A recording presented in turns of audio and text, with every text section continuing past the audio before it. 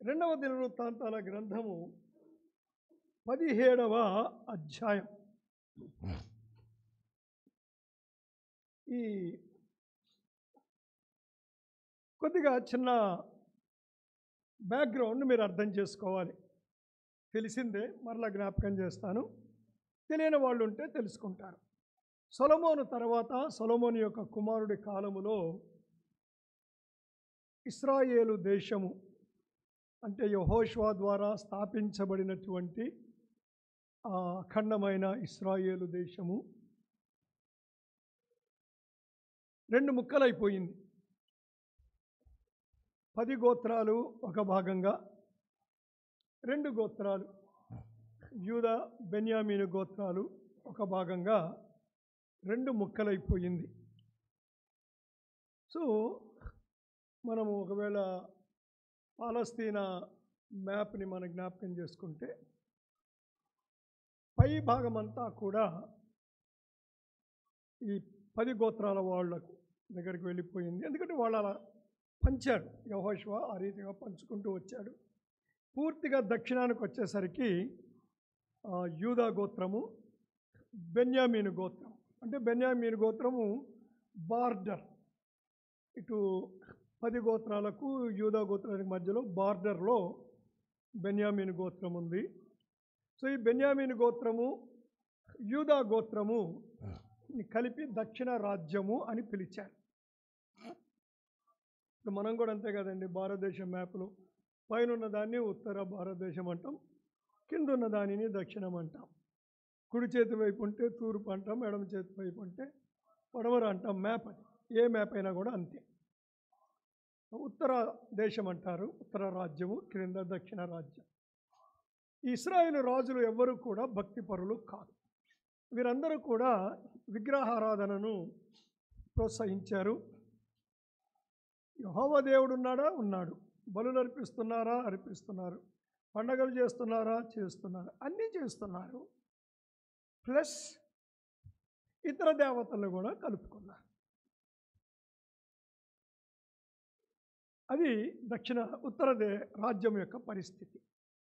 ఉత్తర దేశం వాళ్ళు దేవాలయం ఉంది, యాజకుడు ఉన్నాడు, వాళ్ళ దగ్గర ధర్మశాస్త్రం ఉంది, యెరూషలేము ఉంది. ఈ రాజులు యూదా రాజులు అని పిలుస్తాం. యూదా రాజుల్లో కొద్దిమంది భక్తిపరులు ఉన్నారు, కొద్దిమంది ఈ ఉత్తర దేశం యొక్క లేదా ఉత్తర రాజ్యం యొక్క ప్రభావము క్రిందకు వచ్చి విగ్రహారాధనలోకి వెళ్ళిపోయిన వాళ్ళు కూడా ఉన్నారు. ఇప్పుడు యెహోషాపాతు రాజు అయ్యాడు. ఈయన సుమారుగా క్రీస్తు పూర్వము 870 నుండి 848 వరకు పరిపాలించాడు. చాలా దీర్ఘకాలమే పరిపాలించాడు, బిగ్ టైం, ఎక్కువ కాలమే, ఆల్మోస్ట్ 38 ఇయర్స్. దావీదు, సౌలు, సొలొమోను 40, ఈయన 38,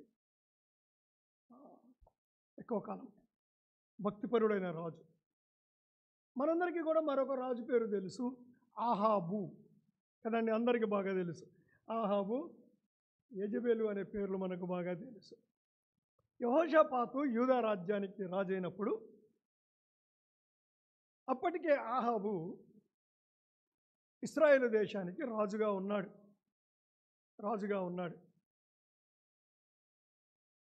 ఆహాబు పాలనలో కొద్ది సంవత్సరాలు గడిచిన తర్వాత యెహోషాపాతు యూదాకు రాజయ్యాడు. ఇది బ్యాక్గ్రౌండ్. ఇప్పుడు మనము వాక్య భాగంలోనికి వెళ్దాం. రెండవ దినవృత్తాంతాల గ్రంథము 17వ అధ్యాయము 1-2 వచనాలు చదువుతున్నాను. తరువాత అతనికి బదులుగా అతని కుమారుడైన యెహోషాపాతు, సో 13వ వచనములో, ఆసా తన పితరులతో కూడా నిద్రించి తన ఏలుబడి యందు 41 సంవత్సరం నూతి పొందెను. 17వ అధ్యాయం 1వ వచనం. తర్వాత అతనికి బదులుగా అతని కుమారుడైన యెహోషాపాతు రాజై ఇశ్రాయేలు తన మీదికి రాకుండా తన రాజ్యమును బలపరుచుకొనెను. అతడు యూదా దేశంలోని ప్రాకార పురములన్నిటి యందును సైన్యములను ఉంచి యూదా దేశమందును తన తండ్రి అయిన ఆసా పట్టుకుని ఎఫ్రాయిము పట్టణముల యందును కావలి బలములను ఉంచెను.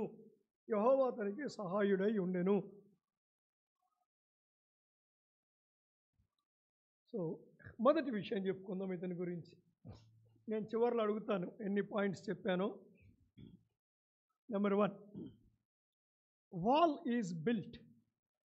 Wall is built. గోడ కట్టబడినది. గోడ కట్టబడినది. సో యెహోషాపాతు మొట్టమొదటి చేసిన పని ఏమిటి అంటే, ఇక్కడ గోడ అంటే ఇటుకలతో కట్టిన గోడ అని కాదండి, తన సైన్యంతో గోడ కట్టాడు. ఇశ్రాయేలు రాజు అనగా ఆహాబు రాజు. ఇశ్రాయేల్ ఎప్పుడు కూడా దాయాదులకు ఎప్పుడు పోరాటాలే ఉంటాయండి.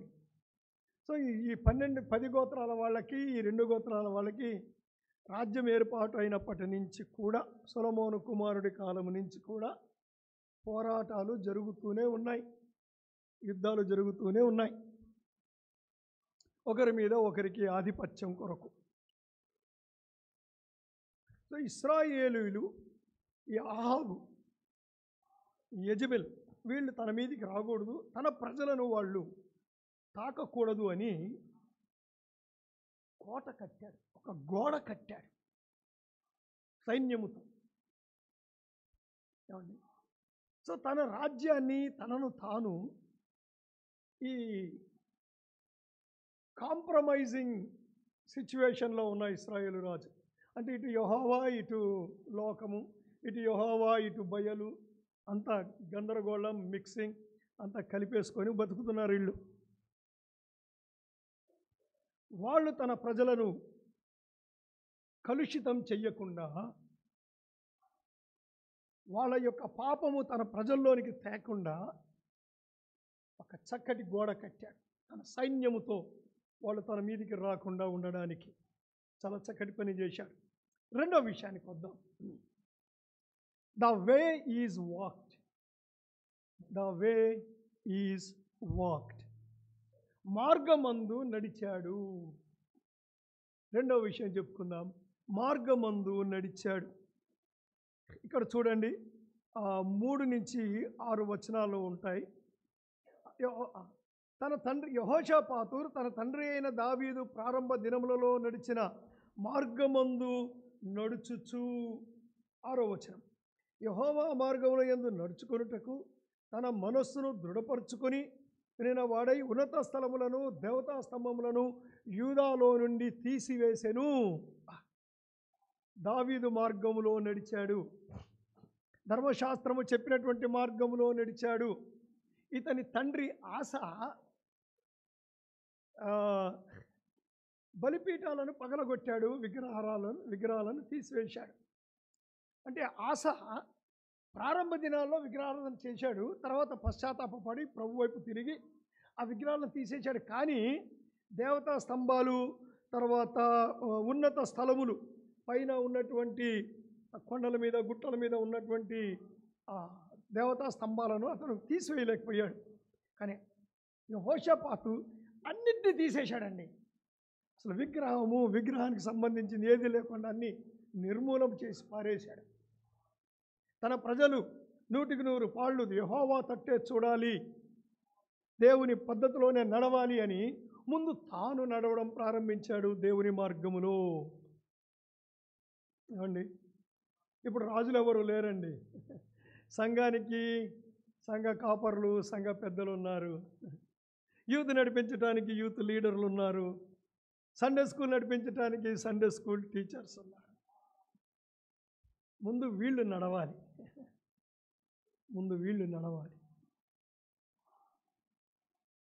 ప్రతి కుటుంబానికి తల్లిదండ్రులు ఉన్నారు, ముందు తల్లిదండ్రులు నడవాలి. తల్లిదండ్రులు కంచె వేయాలి, సంఘ పెద్దలు సంఘానికి కంచె వేయాలి, తల్లిదండ్రులు తమ కుటుంబానికి కంచె వేయాలి. యూత్ లీడర్స్ తమ యూత్కు కంచె వేయాలి, సండే స్కూల్ టీచర్స్ తమ సండే స్కూల్ పిల్లలకు కంచె వేయాలి. లోకంతో కలిసిపోకుండా ఉండడానికి అవసరమైనటువంటి వాక్యము ద్వారా కంచె వేయడము నేర్చుకోవాలి. అప్పుడు అందరూ కలిసి దేవుని మార్గములో నడవాలి. ఎంత చక్కటి ప్రారంభం! యెహోషాపాతు యొక్క ప్రారంభము చాలా అద్భుతంగా ఉందండి. ఇప్పుడు మూడో విషయానికి వద్దాం. The word is preached. The word is preached. ధర్మశాస్త్రము బోధించబడినది. ధర్మశాస్త్రము బోధించబడినది. 7 నుంచి 11 వచనాల్లో మనం చదువుతాం. తన ఏలుబడి యందు 3వ సంవత్సరమున యూదా పట్టణములలో జనులకు ధర్మశాస్త్రమును బోధించుటకై అతడు పెద్దలైన బెనహయీలును, ఒబద్యాను, జకర్యాను, నెతనేలును, మీకాయా, షెమాయా, నెతన్యా, జబద్యా, ఆషయేలు, షెమిరామోతు, యోహానోతు, అదోనియా, టోబియా, టోబదోనియా అను లేవీయులు, ఎలీషామా, యోహారామా, ఎంతమందిని నియమించాడండి. వీరంతా ఏం చేశారట? ధర్మశాస్త్రమును చేతపుచ్చుకొని యూదా వారి మధ్య ప్రకటన చేయొచ్చు. యూదా పట్టణములన్నిటినీ సంచరించి జనులకు బోధించిరి. యూదా దేశము చుట్టూ ఉన్న దేశముల రాజ్యములన్నిటి మీదకి యెహోవా భయము వచ్చినందున వారు యెహోషాపాతుతో యుద్ధము చెయ్యకుండిరి. వాక్యము బోధించారు. ఇంటింటికి వెళ్ళి ధర్మశాస్త్రాన్ని బోధించారు. ఎందుకంటే ఆసా కాలంలో, అంతకుముందు కాలములో ప్రజలు నెమ్మదిగా ధర్మశాస్త్రాన్ని మర్చిపోయారు. ఆసా చివరిలో పశ్చాత్తాపడినప్పటికీ కూడా మిగిలిన వాటిని సరిదిద్దడానికి అవకాశం లేకుండా పోయింది. ఇప్పుడు యెహోషాపాతు దాన్ని ఎత్తుకున్నాడు. దేవుని యొక్క వాక్యమే మన కుటుంబాలను, మన సంఘాన్ని కాపాడుతుందండి. దేవుని యొక్క వాక్యమే మన సమాజాన్ని కాపాడగలదు. శత్రువులు దాడి చేయలేకపోయారు, భయపడుతున్నారు. మన శత్రువు సాతానుడు. మనకు అనేక మంది శత్రువులు ఉన్నారు. అనేక రకాలుగా శరీరాశలు కావచ్చు, అనేక రకాల లోకాశలు కావచ్చు. ఈ శత్రువులందరూ కూడా అనగా మనలను విశ్వాసంలో నుంచి పడద్రోసి లోకస్తుడిగా మార్చడానికి ప్రయత్నం చేసేది ఏదైనా కూడా విశ్వాసులకు శత్రువే. కానీ శత్రువు దాడి చేయలేకపోతున్నాడు. కారణం ఏమిటి అంటే ధర్మశాస్త్రము బోధించబడినది. వాక్యం యొక్క ఇంపార్టెన్స్ అర్థం చేసుకోవాలి. మీ పిల్లలకు వాక్యం చదవడం నేర్పించాలి. వాక్యం చదవడం అలవాటు చెయ్యాలి. ఏమండి? వాక్యం చదవడం అలవాటు చెయ్యాలి. వాక్యము బోధించబడినది. వాక్యము వినాలి. అన్ని చోట్ల వాక్యము కాదండి. బైబిల్ ఉండొచ్చేమో కానీ, నల్లటి అక్షరాలే చదవచ్చేమో కానీ, కలుషితమైన వాక్యము, వక్రీకరించబడిన వాక్యము, తమ దురాశల కొరకు కల్పించి చెప్పే వాక్యము ఆత్మీయ జీవితాలను నాశనము చేస్తుంది. అందుకే దైవ సేవకులు అక్కడికి వెళ్ళకండి, వాక్యం వినొద్దు అంటారు. దాని అర్థం ఓబో మా పాస్టర్ గారికి ఏమీ లేదు. మీ పాస్టర్ గారికి మీ క్షేమాన్ని కోరుతున్నాడు. నిజమైన సంఘ కాపరి చెప్పి తీరుతాడు. నేను కూడా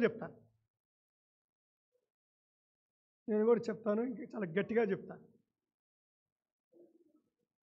ఏమండి ప్రియులారా, దేవుని యొక్క వాక్యము చేత కుటుంబాలు కట్టబడాలి, సంఘము కట్టబడాలి. The word is preached. So ఇదంతా బాగుంది. క్రిందకు వచ్చారు, చాలా ఆశీర్వాదాలు, దీవెనలు, చాలా విషయాలు రాసుకొచ్చాడు. నౌ చాప్టర్ 18, 18కి వెళ్దాం. ఇప్పుడు విందాం. The wall is broken. 17వ అధ్యాయంలో ఏంటండి? The wall is built. గోడ కట్టబడింది. 18వ అధ్యాయానికి వచ్చేసరికి ఏమైంది? గోడ కూలిపోయింది. కట్టింది యెహోషాపాతే, కొట్టింది యెహోషాపాతే. 18వ అధ్యాయం. తనకు, ఎవరికి? తనకు, యెహోషాపాతుకు ఐశ్వర్యమును ఘనతయు అధికముగా కలిగిన తర్వాత యెహోషాపాతు ఆహాబుతో వీయముంది. అబ్బో, ఏం చేశాడటండి? ఆహాబుతో వీయముందాడు. పెళ్లి సంబంధం ఏర్పరచుకున్నాడు తన కుమారుడికి, ఆహాబు కూతురికి. కొన్ని సంవత్సరములు గతించిన మీదట షోమ్రోన్లో నుండి ఆహాబు నొద్దకు పోయెను. ఆహాబు అతని కొరకు అతని వెంట వచ్చిన జనుల కొరకు అనేకమైన గొర్రెలను పశువులను కోయించి తనతో కూడా రామోత్గిలాదు మీదికి పోవుటకు అతనిని ప్రేరేపించెను. 3. ఇశ్రాయేలు రాజైన అహాబు యూదా రాజైన యెహోషాపాతును చూచి, నీవు నాతో కూడా రామోత్గిలాదునకు వచ్చేదవా అని అడుగగా యెహోషాపాతు, నేను నీవాడను, నా జనులు నీ జనులు, మేము నీతో కూడా యుద్ధమునకు వచ్చేదము. ఏమైపోయిందండి ఈయనకి? ఏమైపోయింది యెహోషాపాతుకు? ఆహాబు రాలేదు, ఈయన పోయాడు. గోడ అహాబు కూల్చలేదు, తానే కూల్చుకున్నాడు. ఎందుకు పోయాడట? తనకు ఐశ్వర్యము ఘనత అధికంగా కలిగినప్పుడు, డబ్బు బాగా ఎక్కువైనప్పుడు ఈయన అనుకున్నాడు, నాకు సరిసమానమైన కుటుంబము నా బిడ్డలకి పెళ్లి చేయడానికి నాకున్నంత డబ్బున్నోడే సరిపోతాడు అనుకొని విశ్వాసము లేని కుటుంబముతో వివాహ సంబంధాన్ని ఏర్పరచుకున్నాడు. ఏమండి, ఐశ్వర్యము పెరగనంత వరకు, కుటుంబం యొక్క స్టాండర్డ్ పెరగనంత వరకు అందరూ విశ్వాసులే కావాలి పెళ్ళికి. కాస్త డబ్బు వచ్చి మిగిలిన వాళ్ళకన్నా కొద్దిగా ఇంకొక అంతస్తు ఎక్కువ వేసుకుంటే ఇప్పుడు విశ్వాసులు కనపడరు, డబ్బున్న వాళ్ళే కనపడతారు, వాళ్ళకి విశ్వాసం ఉన్నా లేకపోయినా.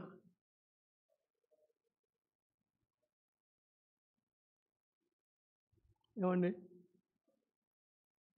ఎంత నష్టం తెచ్చుకున్నాడో చదువుదాం మనం. సరే, పెద్ద విందు చేశాడట. విందు మీకు సాల్వేషన్ ఆర్మీ చాలా దగ్గరలో ఉంది, నేను చెప్పే అవసరం లేదు. వాళ్ళ slogan soap soup salvation. Soap soup అప్పుడెప్పుడు వాళ్ళకి పనికొచ్చిందిలేండి విలియం బూత్ కాలంలో. ఇప్పుడు సోప్ సూప్ హెల్. ఇప్పుడు ఏంటండి? సోప్ సూప్ హెల్.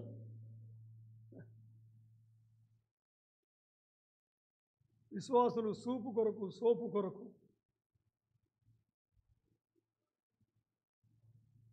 అండి తమ కుటుంబాలను నరకానికి పంపుతున్నారు. సరే, ఈ రాజు ఏం చేశాడంటే, ఆహాబు వీడు ఎప్పుడు చెడ్డోడేనండి, వాడు 1000 మందినా, వాడు పరిపాలించబడిన సాతానుతో వాడేమనంటే రామోత్గిలాదు మీదకి యుద్ధానికి పోదాం వస్తావా అని అడిగాడు. అదేదో పిక్నిక్ పోదాం అన్నట్టు. యెహోషాపాతు ఏమంటున్నాడు? నేను నీ వాడిని, నా సైన్యం నీది, పద యుద్ధానికి పోదామన్నాడు. సరే, కొద్దిగా భక్తిని కదండి లోపట. ఏం చేశాడో చూద్దాం. Now the words of deception, మోసకరమైన మాటలు, మోసకరమైన ప్రవచనాలు. 4-11. అప్పుడు యెహోషాపాతు ఏమన్నాడంటే, ఓ అహాబు, మనం యుద్ధానికి పోవాలనే లేదో దేవుణ్ణి అడుగుదాం. ఇక్కడ ఎవరైనా ప్రవక్త ఉంటే ఆయన్ని పిలిపించు, మనము అడుగుదాము అంటే, అప్పుడు ఇశ్రాయేల్ రాజు అంటాడు, ఇక్కడ మీకాయా అనే ఒక ప్రవక్త ఉన్నాడు. ఏం పేరు ఆయన పేరు? మీకాయా అనే ప్రవక్త ఉన్నాడు. ఎప్పుడు చూడు నా గురించి చెడే చెప్తాడు, ఉన్నది చెప్తే చెడు. కాబట్టి ఆయన వద్దు, వేరే వాళ్ళని పిలిపిస్తా అని బయలు ప్రవక్తలు ఉన్నారు చూశారు, 400 మందిని. ఏమండి, అలాంటి వాళ్ళందరినీ పిలిపించాడు. చూశారండి, చాలామంది వచ్చారు అక్కడికి. ఆ ప్రవక్తలందరూ వచ్చి వాళ్ళు 5వ వచనం. ఇశ్రాయేలు 400 మంది ప్రవక్తలను అబ్బో, ఒక ప్రవక్త అయితే సరిపోడండి. సత్యం చెప్పే ప్రవక్త ఒక్కడే ఉంటాడండి. అసత్యాలు చెప్పే ప్రవక్తలు చాలామంది ఉంటారు. సో గుంపు గుంపు వచ్చి, అంటే ఎక్కువ మంది పెద్ద నోరు పెట్టుకొని అరిస్తే అది సత్యం అయిపోద్ది. వీళ్ళందరూ వచ్చి ఏం చెప్పారట? పో యుద్ధానికి, యెహోవా నీకు వారిని అప్పగించును. అబ్బో, పెద్ద పెద్ద డైలాగులు చెప్పారండి. అప్పుడు యెహోషాపాతుకు నచ్చలేదు. వీళ్ళు కాదయా, దేవుని ప్రవక్త కావాలి నాకు. లేదయా, ఆయన వస్తే సరిగ్గా చెప్పడు, ఆయన వద్దులేండి అని చెప్పారు. సరే, ఇక ఆ మాట చెవికెక్కిపోయింది.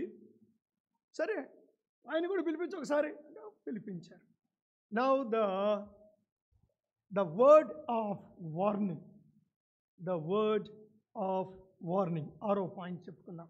ద వర్డ్ ఆఫ్ వార్నింగ్, హెచ్చరిక వాక్యము, హెచ్చరిక మాట, హెచ్చరిక ప్రవచనము. 18వ అధ్యాయం 16, 17 వచనాల్లో చెప్తున్నాడు. మీకాయా చెప్తున్నాడు. అతడు అంటే మీకాయ, కాపరి లేని గొర్రెల వలనే ఇశ్రాయేలు వారందరూ పర్వతాల మీద చెదిరిపోటు చూచి తిని, వీరికి యజమానుడు లేడనియు, వీరిలో ప్రతివాడు తన ఇంటికి సమాధానంగా పోవాలననియో యెహోవా సెలవిచ్చుచున్నాడు అని. ఇశ్రాయేలు రాజు ఇది విని యెహోషాపాతుతో ఇట్లా, నేను ఇతడు కీడునే గాని నా విషయమై మేలును ప్రవచింపడని నేను మీతో చెప్పలేదా? ఇక కింద మీరు తర్వాత చదువుకోండి. అప్పుడు ఈయన ఏం చెప్పాడు? యుద్ధానికి పోవద్దు, ఇశ్రాయేలు సైన్యము చెదిరిపోతుంది, గుట్టల మీద కొండల మీద ప్రాణాలు అరచేతిలో పెట్టుకొని పారిపోతారు, ఇంటికి వెళ్ళిపోండి అని చెప్పాడు. యెహోషాపాతు వినలేదండి. ఎందుకంటే అప్పటికే ఆహాబు యొక్క ప్రభావములోనికి వెళ్ళిపోయాడు. మనం అనుకుంటాం, ఏమండి, మనం అనుకుంటాము చిన్నదే కదా, కొద్దిసేపే కదా, ఏమండి, దుష్ట సహవాసము, ఏమండి, మారు మనసు లేని వారి యొక్క స్నేహము, సహవాసము చాలా ప్రమాదకరమైనది అనే విషయాన్ని గుర్తించాలి. లోతు సొదొమ గొమొర్రా నుంచి దేవుడు పారిపోమ్మంటే ఎక్కడికి పోతానన్నాడండి? సోయరు. ఎక్కడికి వెళ్తా అన్నాడు? ఇవి 5 పట్టణాలండి మొత్తము. సొదొమ గొమొర్రా పెద్దవి కాబట్టి 2 పేర్లు చెప్పుకుంటున్నాం, కానీ మొత్తం 5 పట్టణాలు. పెంటాపోలిస్ అంటారు ఈ 5 పట్టణాలని. వీటన్నిటిలో చిన్నది సోయరు. వీటన్నిటిలో చిన్నది సోయరు. సోయరు అంటే చిన్నది. లౌతు ఏమన్నాడు తెలుసా? అది చిన్నది కదా, నేను అక్కడికి పోతాను అన్నాడు. ఆ చిన్న దానికి వెళ్ళాడు. ఏం జరిగిందండి?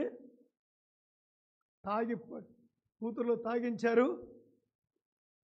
2 అపవిత్రమైన జనాంగాలు, దైవ విరోధమైన జనాంగాలు, ఇశ్రాయేలు ప్రజలకు పక్కలో బళ్ళెములాగా, కంటిలో నలుసులాగా ఉన్నటువంటి 2 జనాంగాలకు వాళ్ళు తల్లులయ్యారు. లోతు తండ్రి అయ్యాడు. చిన్నదే, కాసేపు తలదాచుకొని తర్వాత వెళ్ళిపోదాం.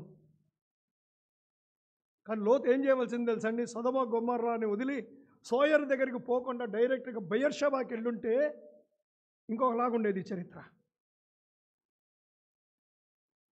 ఎందుకంటే అబ్రాహాం బెయేర్షెబాలో వెయిటింగ్. సో వీళ్ళ ఇక్కడ అదే జరిగింది. ఆ విందుకి వెళ్ళాడు, వియ్యముందాడు, ఇప్పుడు తన ప్రాణాపాయం తెచ్చుకుంటూ ఉన్నాడు. Now number 7, warning unheeded. Warning unheeded, హెచ్చరిక లెక్క చెయ్యబడలేదు, హెచ్చరిక వినలేదు, హెచ్చరిక వినలేదు. వాక్యం చూద్దాం. 16, 17 వచనాల్లో హెచ్చరిక వచ్చింది. ఇప్పుడు 26, 27 వచనాలు. నేను సురక్షితంగా తిరిగి వచ్చే వరకు వీని చెరలో పెట్టి క్లేశన్న పాలములిబుడి. సరే, అయిపోయి 27. అప్పుడు మీకాయ, ఇట్లు నీవు సురక్షితంగా తిరిగి వచ్చినడలా యెహోవా నా ద్వారా పలకనే లేదని చెప్పి సమస్త జనులారా ఆలకించుడి అని చెప్పాడు. ఇదంతా అయిపోయింది. ఇక ముందుకు వెళ్దామండి. ముందుకు వెళ్ళిన తర్వాత ఇక్కడ వినండి అందరూ, మీరు తర్వాత చదవండి మిగిలిన వచనాలు. ఈ ఆహాబ్ ఏమన్నాడంటే, యుద్ధానికి వెళ్ళేటప్పుడు రాజులు ఒక రకమైన బట్టలు వేసుకుంటారు. ఎందుకంటే ముందు యుద్ధంలో రాజు చేయాలి. రాజు పట్టబడితే యుద్ధం ఆగిపోతుంది. కాబట్టి పట్టబడిన వాడు, చంపబడిన వాడు రాజు అని తెలియాలి. అప్పుడు మిగిలిన సైన్యము చనిపోకుండా కాపాడబడతారు. అది యుద్ధ నీతి. ఆహాబ్ ఏం చెప్పాడంటే యెహోషాపాతుతో, నేను మారువేషంలో వస్తాను, నీవేమో రాజవస్త్రాలు వేసుకొని రా యుద్ధానికి అన్నాడు. వియ్యంకుడు అద్భుతమైన విందిచ్చాడు. వెళ్ళినప్పుడంతా బ్రహ్మాండమైన విందిస్తున్నాడు. ఏమండి, సరే అన్నాడు. ఎంతైనా విశ్వాసులు కొద్దిగా అమాయకులుగానే ఉంటారు. లోకస్తులు కాస్త తెలివితేటలు ఎక్కువ ఉంటాయి. ఏమండి, సరే అన్నాడు యెహోషాపాతు. ఆ రామోత్ గిలాదు ఏం చెప్పాడు, రాజు ఏం చెప్పాడంటే తన సైన్యానికి, మీరు ఎవరిని చంపకండి, యుద్ధం చేయండి, యుద్ధంలో చచ్చేవాళ్ళు చస్తారు, కానీ మీరు రాజు ఎక్కడున్నాడో, ఆయన దృష్టిలో రాజు అంటే ఎవరు? ఆహాబు. ఎవరి మీద యుద్ధానికి వచ్చాడు? ఆహాబు మీద యుద్ధానికి వచ్చాడు. రాజు ఎక్కడున్నాడో చూసి రాజును చంపండి అని చెప్పాడు, వాడిని చుట్టుముట్టండి అని చెప్పాడు. ఆహాబు మారువేషంలో ఉన్నందుకు అతన్ని రాజు కాదనుకున్నారు. యెహోషాపాతు రాజవస్త్రాల్లో ఉన్నందుకు అతన్ని రాజు అనుకొని చుట్టుముట్టారు. ఏమండి, ఇప్పుడు 8వ పాయింట్కి వద్దాం. The wages avoided. అవిధేయత యొక్క జీతము ఇవ్వబడలేదు. యెహోషాపాతు జీతాన్ని పొందలేదు. అవిధేయత యొక్క జీతం ఏంటండి? మరణం. కానీ దేవుడు కాపాడాడు. 29 నుంచి 31 ఇందాక మనం చదివాం కదా, రైట్. 33వ వచనం. అప్పుడు ఒకడు గురి చూడకయే, ఏమండి, 31వ వచనం. కాగా యెహోషాపాతు కనబడుట తోడనే రథాధిపతులు అతడు ఇశ్రాయేలు రాజు అనుకొని యుద్ధము చేయుటకు అతని చుట్టుకొనిరి. కానీ యెహోషాపాతు మొర్రపెట్టినందున యెహోవా అతనికి సహాయము చేసెను. దేవుడు అతని యుద్ధ నుండి వారు తొలగిపోవునట్లు. అంత అవిధేయుడైనప్పటికీ కూడా యెహోషాపాతు ఇక ఏమి చేయలేక దేవా అని అరిచాడు. దేవుడు అతన్ని కాపాడాడు. ఏమండి, దేవుని కృప ఏమి విడిచిపెట్టి పోలేదండి. దేవుడు ఎప్పటికీ కూడా తన బిడ్డలు మరలా తన మార్గంలోనికి రావాలనే కోరుకుంటాడు. రాజీ పడినటువంటి వారు, లోకముతో సమాధాన పడిన వారు, లోకంతో రాజీ పడిన వారు, లోకస్తులతో రాజీ పడిన వారు, తప్పు బోధలతో రాజీ పడిన వారు, పోకూడని స్థలాలకు వెళ్ళడానికి అలవాటు పడిన వారు, విశ్వాసులైతే వారు మరలా వెనక్కు రావాలనే దేవుడు కోరుకుంటూ ఉన్నాడు. వెనక్కు రావాలనే దేవుడు కోరుకుంటూ ఉన్నాడు. ఆ సమయంలో మనం ప్రార్థిస్తే దేవుడు ప్రార్థన వింటాడు. యెహోషాపాతు అవిధేయత యొక్క ప్రతిఫలాన్ని పొందకుండా దేవుడు అతనిని కాపాడాడు. ఆ యుద్ధములో ఈ ఆహాబు చచ్చిపోతాడు. ఆహాబు కొడుకు రాజు అవుతాడు. ఫైన్. నా ముందుకెళ్దామండి.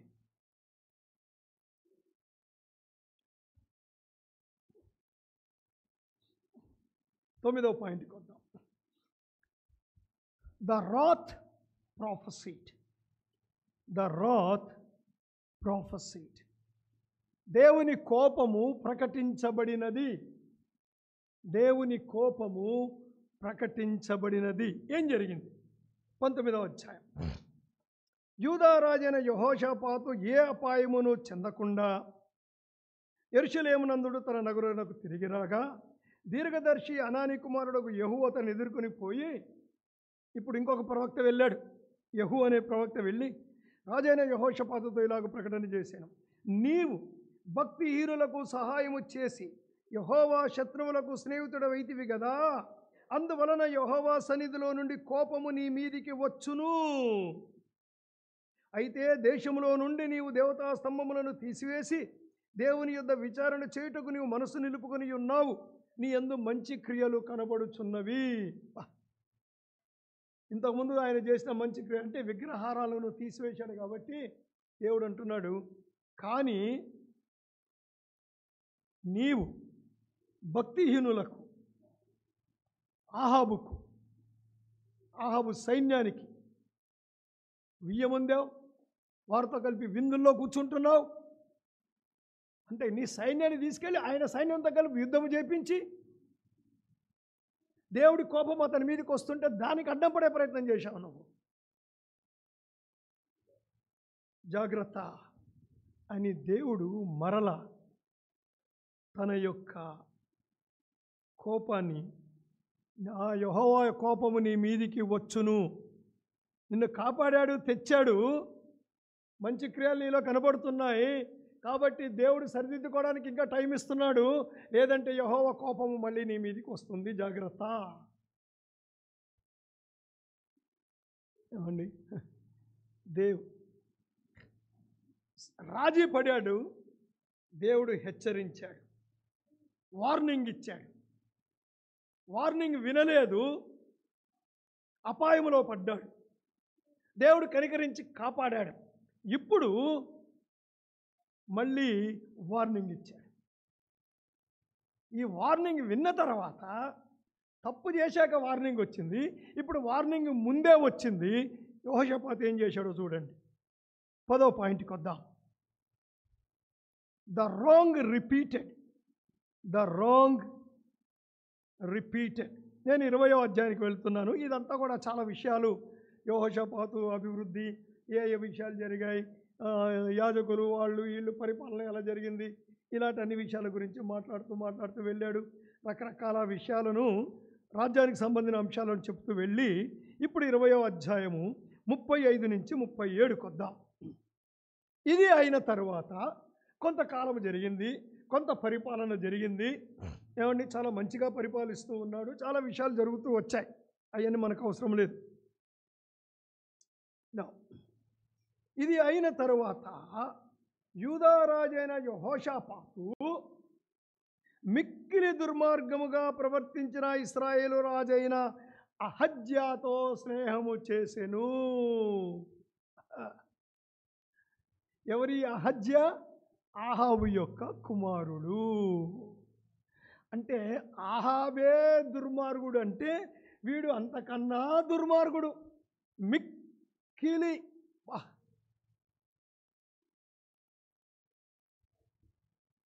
బంధుత్వం. ఏమండి, అసలు బంధుత్వమే ఏర్పరచుకోకూడదు. మొదటి తరంలో బంధుత్వం అయిపోయింది, దాన్ని రెండో తరానికి కంటిన్యూ చేస్తున్నాడు యెహోషాపాతు. ఏమండి, ధర్మశాస్త్రం ఎరిగిన వ్యక్తి, దేవుని మార్గములో నడుస్తూ ఉన్నటువంటి వ్యక్తి, తన ప్రజలను తనతో పాటు దేవుని మార్గంలో నడిపించడానికి ఇష్టపడి వారికి వాక్యం నేర్పించి నడిపిస్తున్న వ్యక్తి ఇప్పుడు ఎవరితో స్నేహం చేశాడటండి? బిజినెస్లో స్నేహం చేశాడట. ఇందాకేమో పెళ్లి చేసుకున్నాడు అహాబు టైంలో, తన కుమారుడికి వియ్యముందాడు. ఇప్పుడు 36, తర్షీషునకు పోదగిన ఓడలను చేయింపవలనని యెహోషాపాతు అతనితో స్నేహము చెయ్యగా వారు ఏసోన్ గెబెరులో ఆ ఓడలను చేయించిరి.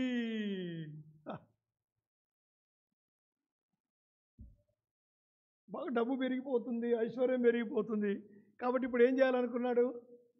ఏమండి, పెట్టుబడి పెట్టాలనుకున్నాడు. బిజినెస్లో పెట్టుబడి పెట్టి, మామూలు బిజినెస్ చేస్తే డబ్బు ఎక్కువ రాదండి, సముద్రం మీద వ్యాపారం చేయాలి.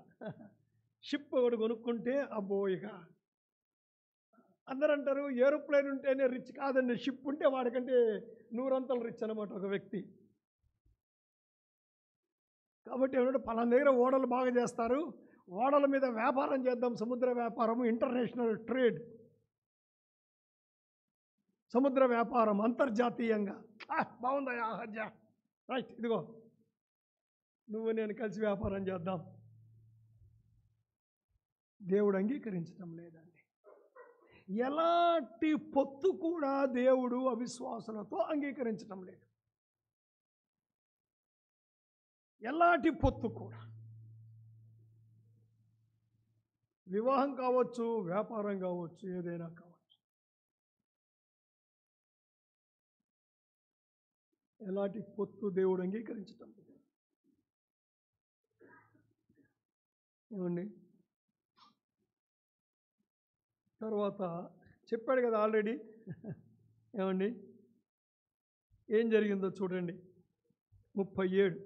అప్పుడు మారేషా వాడును దోదావాహు కుమారుడు ఎలియేజరు, నీవు అహజ్యతో స్నేహము చేసుకుంటేవి గనుక యెహోవా నీ పనులకు భంగము చేయును. ఇంకొక ప్రవక్త వచ్చాడు మళ్ళీ యెహోషువ దగ్గరికి. నువ్వు తప్పు చేశావు యెహోషువ అని చెప్పాడు. ఏం జరిగిందటండి? యెహోషువ మీద ప్రవచనం ఒకటి చెప్పాను. ఆ ఓడలు తర్షీషునకు వెళ్ళజాలకుండా బద్దలైపోయెను. పెట్టిన పెట్టుబడి అంతా పోయింది.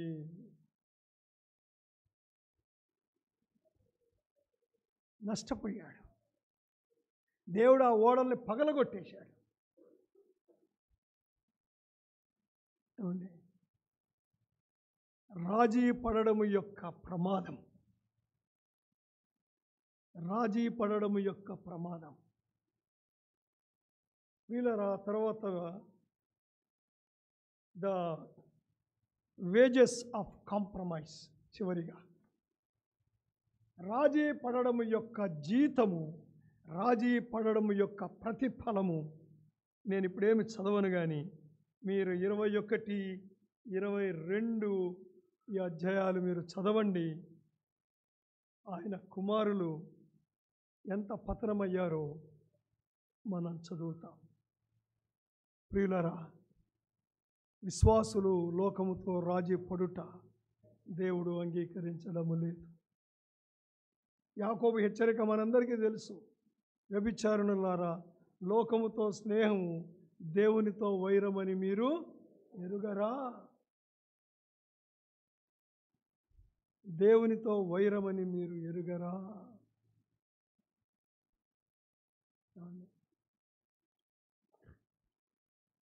యోహాను గురించి చాలా చక్కటి మాట చెప్తారు. యోహానుకు ఒక పేరు ఉందండి, అపోస్తలుడైన యోహానుకు. ఏం పేరుందో తెలుసా? Apostle of love. ఏంటంటే ఆయన పేరు? ప్రేమ అపోస్తలుడు అని అంటారు. సంఘ చరిత్రలో రాయబడిన విషయం ఏంటంటే, యోహాను బాగా వృద్ధుడైపోయాడండి. అసలు ఏం మాట రావట్లేదు, ఏమి రావట్లేదు. ఆయన మోసుకొచ్చి అక్కడ సంఘంలో కూర్చోబెట్టి ఏమైనా చెప్పండి సంఘానికి అని అడిగేవాళ్ళట. ఆయన ఒకే ఒక మాట చెప్పేవాడటండి, మీరు ఒకరిని ఒకరు ప్రేమించుడి. అంతకు మించి ఇంకొక మాట ఆయనకి వచ్చేది కాదు. ఆయనకు ఓపిక లేదు, మాటలు వచ్చేవి కావట. ఆ యోహాను భక్తుడు ఏం రాస్తాడో తెలుసా అండి? అబద్ధ బోధ తెచ్చేవాడికి శుభమని కూడా చెప్పవద్దు. ఏమిటండి? అబద్ధ బోధ తెచ్చేవాడికి శుభమని కూడా చెప్పవద్దు. ప్రత్యేకించుకోవడం నేర్చుకోవాలండి. ప్రత్యేకించుకోవడం నేర్చుకోవాలి. మన పిల్లలకు మనం ప్రత్యేకించుకోవడం నేర్పించట్లేదు. వాళ్ళు ఎవరితో స్నేహం చేస్తున్నారు, ఎవరితో తిరుగుతున్నారు, ఎవరితో ఎక్కువ టైం స్పెండ్ చేస్తున్నారు, సంఘంలో ఉన్న యవనస్తులతో కలిసి ఉంటున్నారా, బయట వేరే వాళ్ళతో కలిసి ఉంటున్నారా, చెక్ చేశామా? ఏమండి? కాంప్రమైజ్,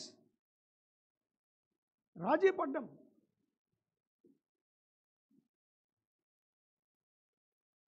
వీళ్ళ రాజీ పడడము మనకు ప్రమాదాన్ని తెచ్చిపెడుతుంది, మన కుటుంబానికి ప్రమాదం తెస్తుంది, మన సంఘానికి కూడా ప్రమాదం తెస్తుంది. రాజీ పడుట మనల్ని దేవుని నుండి దూరము చేస్తుంది, పరిశుద్ధత నుండి దూరము చేస్తుంది, సత్యవాక్యము నుంచి దూరము చేస్తుంది. మనం నిజంగా రక్షించబడ్డ వారమైతే పరలోకములో మనం పొందే బహుమతులన్నీ కూడా నష్టపోతాం. మన పరిచర్య, మన సేవ, మన జీవితము అంతా కాల్చబడిన కర్ర బయటపడ్డట్టుగా దేవుని కృపను బట్టి బయటపడతామేమో, కానీ చాలా చాలా నష్టాన్ని ఈ లోకములోనూ అనుభవిస్తాం, తర్వాత కూడా అనుభవిస్తాం. రాజీ పడడం యొక్క ప్రమాదాన్ని మనము గుర్తించుకుందాం. యెహోషాపాతు మనందరికీ ఒక గొప్ప పాఠం. ప్రార్థన చేసుకుందాం. సమయంలో కొద్ది నిమిషాలు మనల్ని మనము పరీక్షించుకొని దేవుని ఎదుట మనల్ని మనము సరి చేసుకుందాం, సరిదిద్దుకుందాం. దేవుని సన్నిధిలో